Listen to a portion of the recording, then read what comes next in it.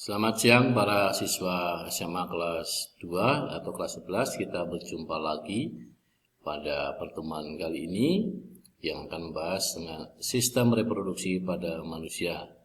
Jangan lupa nanti setelah tayangan ini untuk subscribe, share, komen, dan berikan like ya, supaya tayangan kita bisa berlanjut dengan perbaikan-perbaikan.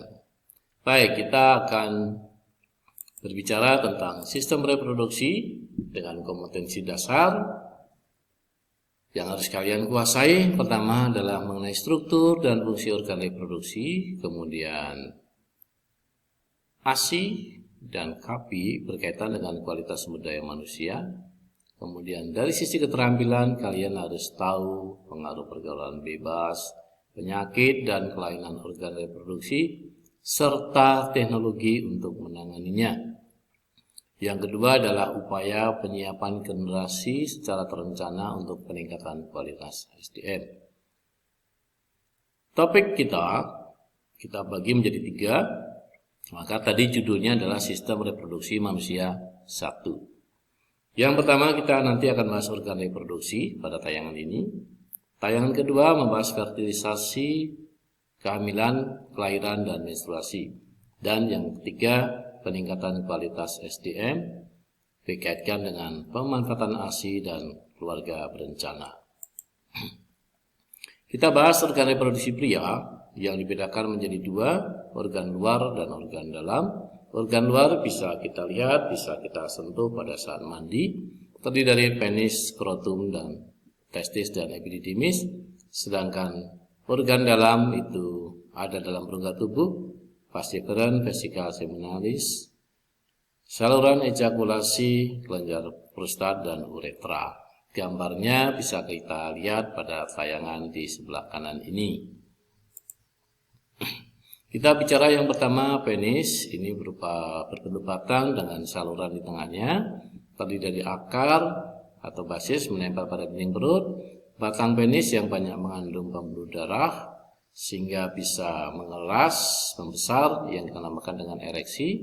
Kemudian kepala penis ini banyak mengandung sel saraf, ditutupi oleh kulit, dinamakan operkulum, dan akan dibuang bila disunat. Kemudian skrotum berbentuk kantong, merupakan tempat dari testis. Di dindingnya terdapat banyak saraf dan pembuluh darah.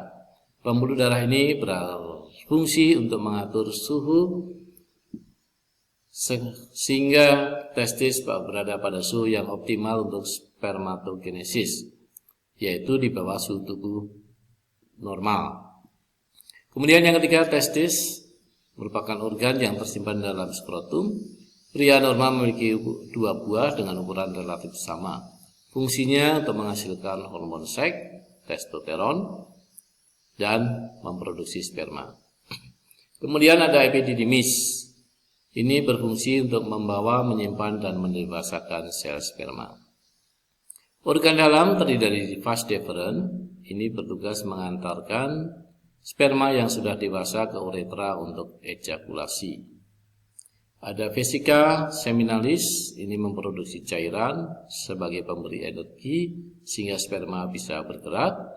Kemudian saluran ejakulasi yang merupakan gabungan dari vas deferens dan vesika seminalis. Terakhir itu adalah uretra yang merupakan gabungan antara saluran urin dan saluran reproduksi. Proses pembentukan sperma dinamakan spermatogenesis. Di dalam kandungan, seorang bayi pria itu sudah mempunyai sel primordial, calon sperma. Kemudian ketika dia dewasa, sel primordial tadi akan berkembang menjadi spermatogonium. Spermatogonium akan membelah secara mitosis, menghasilkan spermatosit primer. Kemudian spermatosit primer ini akan membelah secara meiosis, menghasilkan spermatosit sekunder, 2 buah sel dengan materi genetik setengah dari spermatosit primer. Kemudian membelah lagi meiosis 2 menghasilkan spermatid berjumlah 4 buah dan semuanya akan berkembang menjadi sperma dewasa melalui proses spermiogenesis. Hasilnya adalah sperma seperti ada gambar di samping, ada akrosom yang berisi enzim untuk menembus membran sel telur, nukleus membawa materi genetik dari pihak ayah, kemudian yang penting di sini ada mitokondria, penghasil energi untuk pergerakan sperma, dan flagellum itu merupakan pendorong dari sel sperma tersebut. Kembali ke gambar yang di sebelah kiri, ini adalah penampang testis dengan saluran tubulus seminiferus tempat pembentukan spermanya, dan ada epididymis yang akan mendewasakan sel sperma tersebut sebelum dikirimkan ke vas deferens. Kemudian organ reproduksi wanita, ya. Tampak dari depan kurang lebih seperti ini, ada vagina, ada cervix, kemudian ada uterus atau rahim. Nah, di sini kemudian di sebelah kanan kiri ada dua saluran yang disebut dengan tuba falopii atau saluran hidung telur atau ovidak. Di ujung ovidak ada corong, fimbrae, dan baru kemudian ada ovarium. Ya, tampak samping, ya, sistem reproduksi wanita itu diapit oleh sistem urinaria dan sistem pencernaan. Ya, di situ kalau dari samping kita bisa melihat adanya labia mayora, bibir besar, kemudian labia minora, bibir kecil, ada klitoris yang merupakan bagian yang sama dengan testis pada pria. Baru kemudian masuk saluran reproduksi yang kita sebut dengan vagina, kemudian serviks dan ke rahim. Ya, kita lihat fungsi-fungsi bagian tersebut. Ya, sama dengan pria, alat kelamin wanita juga dibedakan bagian luar dan bagian dalam. Bagian luar itu ada yang disebut dengan bone veneris berupa bantalan lemak, ada di bawah pusat, biasanya ditumbuhi oleh rambut setelah wanita itu dewasa. Kemudian ada labia mayora atau bibir besar berupa lipatan tebal di sisi vagina. Kemudian ada labia minora, kemudian klitoris. Tadi klitoris merupakan bagian yang sama dengan penis pada pria. Kemudian ada kelenjar Bartolini atau disebut juga vestibularis major. Ini bertugas mengeluarkan lendir, dan yang terakhir itu adalah selaput yang dinamakan dengan himen. Disebut juga sebagai selaput darah atau selaput keperawanan berupa membran dengan lubang kecil. Lubang ini berfungsi untuk mengeluarkan darah cairan ketika menstruasi dan sering menjadi penanda seorang keperawanan seorang wanita yang akan robek ketika berhubungan seksual.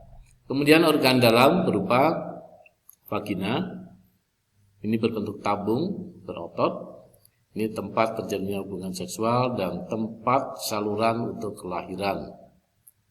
Kemudian uterus atau rahim, ini organ yang sangat tebal berbentuk buah pir berotot, fungsinya untuk menyimpan embrio janin sampai menjadi bayi dewasa dan siap lahir. Kemudian ada saluran hidung telur atau ovidak atau tuba falopii. Ini ada di dua sisi kanan kiri, ya, panjangnya 10 cm, dan di ujungnya ada rumbai-rumbai yang disebut dengan fimbrae untuk menangkap sel telur pada saat ovulasi. Kemudian ada tuba falopii, ya. Ini saluran, ya, untuk terjadinya penghantaran ovum dan proses pembuahan. Ovarium sendiri merupakan kelenjar yang berfungsi menghasilkan hormon reproduksi estrogen progesteron dan menghasilkan ovum. Ya, proses spermatogenesis terjadi pada pria, maka pada wanita dinamakan proses oogenesis atau pembentukan ovum.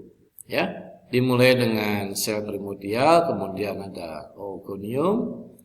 Nah, kemudian terbentuk oosit primer, ya, masih 2N. Selanjutnya oosit primer akan mengalami meiosis 1, menghasilkan oosit sekunder dengan materi genetik N dan badan kutub primer juga N.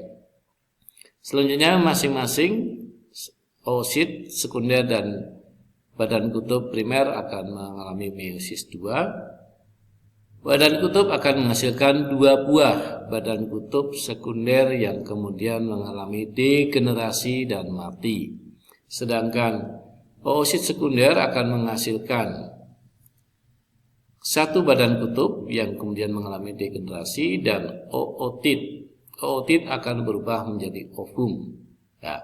Struktur ovum bisa kita lihat ada di sebelah kanan, itu ada follicle cell atau corona radiata. Ini berfungsi memberikan nutrisi.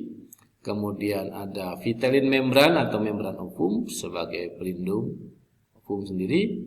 Dan zona pellucida. Zona pellucida ini sebagai selektor sperma.